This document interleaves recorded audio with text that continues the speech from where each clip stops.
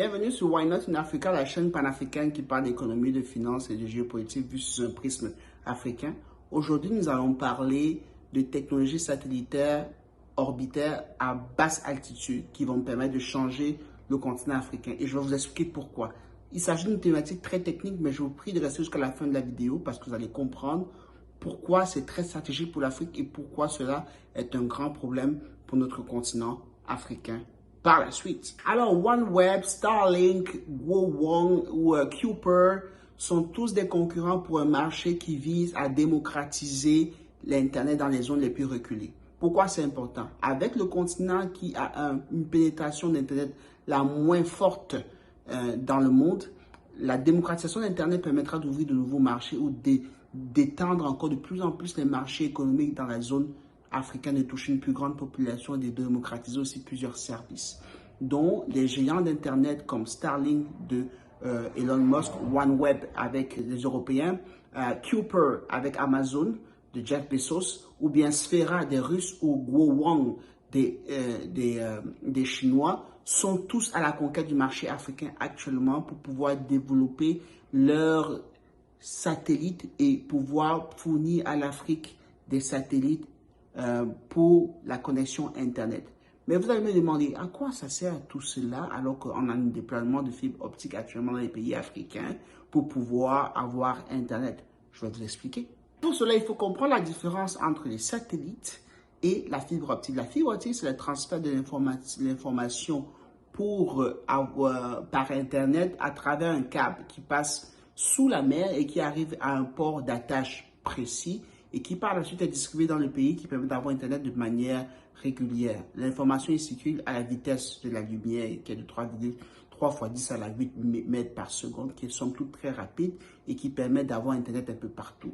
Le problème de cette infrastructure, c'est qu'elle coûte extrêmement cher et en plus, elle demande de déployer la fibre de par le pays, même parmi les parcs comme Waza pour pouvoir avoir Internet. Or, à contrario, la technologie satellitaire à basse altitude, ça veut dire autour de 500 à 1200 km au-dessus de la Terre, permet deux choses. Cela permet évidemment d'avoir Internet de par toute l'étendue du territoire d'un pays africain ou de par le monde. Et cela permet aussi d'éviter des investissements colossaux de la part des opérateurs pour pouvoir avoir la fibre partout. Ça veut dire quoi, somme toute? Je suis un opérateur africain, je suis un Africain aussi, je vais aller en Afrique et je ne veux plus travailler, j'ai la possibilité de travailler à distance. Je veux m'installer sur le continent africain, j'utilise Starlink, je me connecte à Starlink, je paye un forfait à peu près autour de 700, 800, voire 1000 euros, un kit qui me donne, que je peux installer chez moi avec des batteries qui leur permettent d'avoir une autonomie. Ce système-là va suivre la constellation qui a été créée par Starlink ou OneWeb ou que sais-je pour pouvoir capter l'information par triangulation. Ça, c'est un terme que je ne vais pas pouvoir expliquer ici par la suite. Par triangulation, pour pouvoir avoir Internet de manière régulière à somme toute de vitesse allant de 50 MB par seconde à 200 MB, qui est une vitesse somme toute respectable et très intéressante pour pouvoir faire des travaux du streaming ou des vidéos live. Ce qui est un défi actuellement pour le continent africain.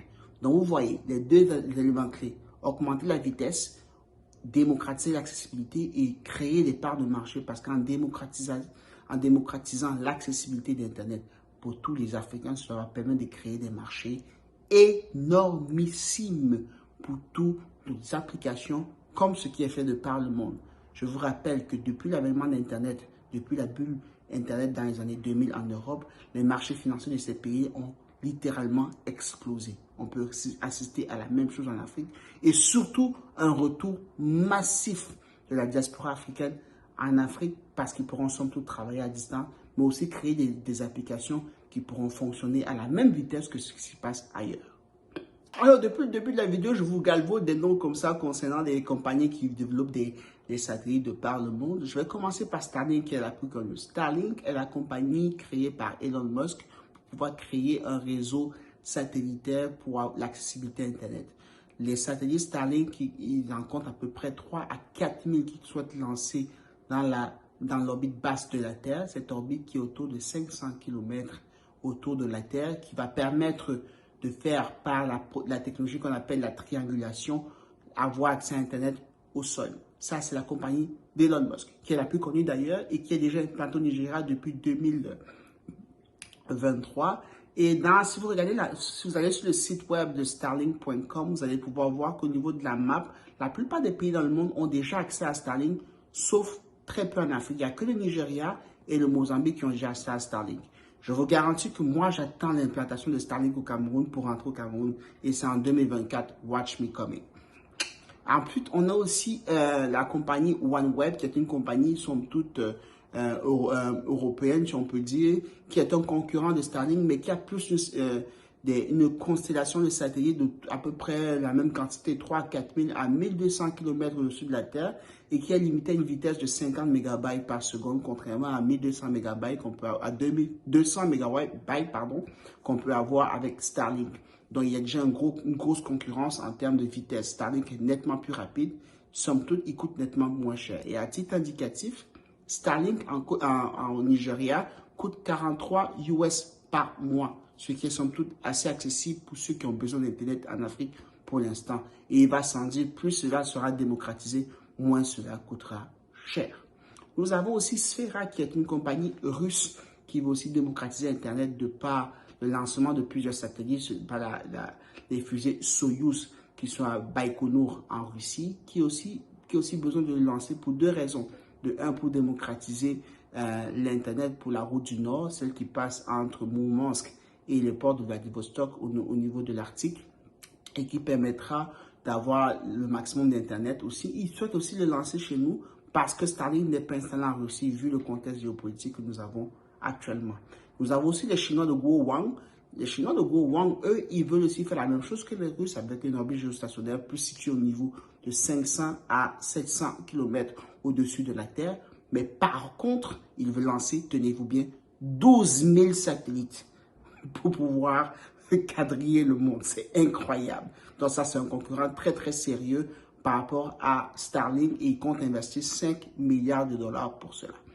Le dernier concurrent à Starlink qui est somme toute très, très sérieux, c'est aussi Kuiper. Kuiper qui est la compagnie supportée par Amazon de Jeff Bezos qui compte lancer 4000 satellites. Pour l'instant, on n'a pas beaucoup d'informations concernant l'orbite géostationnaire parce que l'orbite est très important parce que plus vous êtes éloigné, plus le temps de latence est long. Dans le plan d'attente avant que l'information parte ou revienne vers la Terre.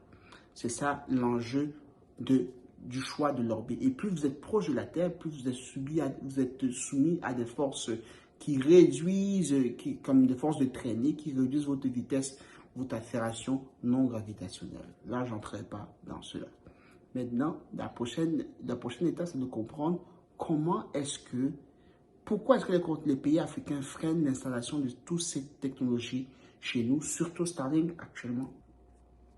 Nonobstant le caractère disruptif de ces technologies, les pays africains sont très réticents. Si vous regardez très bien la carte de Starlink actuellement, elle est ultra déployée dans tous les pays de l'OCDE. Par contre, en Russie, elle n'est pas déployée, en Chine non plus, et parce qu'ils bien sûr développent leur stratégie, mais aussi parce que le déploiement satellitaire et le quadrillage par triangulation d'un territoire peut être utilisé à des fins civiles, mais aussi à des fins militaires. Il ne faut pas oublier qu'actuellement, le gouvernement américain paye Starlink pour des services en Ukraine. Donc, grâce à Starlink, il y a Internet en Ukraine par l'entremise du gouvernement américain qui paye et par Starlink qui donne le service. Au début, il le donnait gratuitement, mais il ne donne plus gratuitement. Donc, il y a plusieurs pays africains, hormis le Nigeria et le Mozambique, où c'est déjà déployé actuellement, qui réchinent. Il y a une polémique actuellement au Kenya où Starlink se plaint du gouvernement kenyan qu'après une réunion de travail pour pouvoir voir quelle est la réglementation en vigueur, le Kenya n'a pas fourni les documents à Starlink pour pouvoir déployer. Ils s'accusent mutuellement, mais clairement, les autorités kenyanes font preuve de laxisme parce qu'ils sont créatifs par rapport au quadrillage de leur territoire. Il ne faut pas oublier une chose. Oui, ils pouvaient avoir accès à Internet par cela. Mais Starlink, ce n'est pas juste un service d'Internet. Avec une constellation de plus de 4000 satellites autour de la Terre, Starlink va pouvoir avoir la moindre information sur la cartographie de vos sols, la cartographie de vos terres, la cartographie de toutes vos installations militaires. Une surveillance quasiment somme toute l'équivalent de ce que les meilleures agences de renseignement peuvent avoir actuellement. Et il faut donc savoir est-ce que cela va pouvoir être débloqué par ces pays au niveau de leur territoire. Est-ce qu'ils sont facilement accessibles pour les agents de l'étranger. Donc oui, Starlink est Starlink ou bien les autres compagnies qui sont des compagnies, somme toute, de développement d'Internet satellitaire sont importants, mais les pays africains sont réticents par rapport à cela. Alors, je sais que c'est une thématique très technique et je vais peut-être le développer dans un live bientôt, ou bien je vais peut-être faire une vidéo plus longue pour expliquer ce qui se passe sur cette thématique-là, parce que je pense que somme toute, ça peut être quasiment intéressant pour vous. N'hésitez pas de me demander d'étayer un peu plus mes propos sur certains aspects, parce que je pense que somme toute, ça peut être intéressant. Merci d'avoir regardé la vidéo. Abonnez-vous, connectez-vous. Je n'ai plus besoin de vous dire ça. Vous savez exactement qu'est-ce que vous devez faire. Faites-le là. Et puis, restez zen.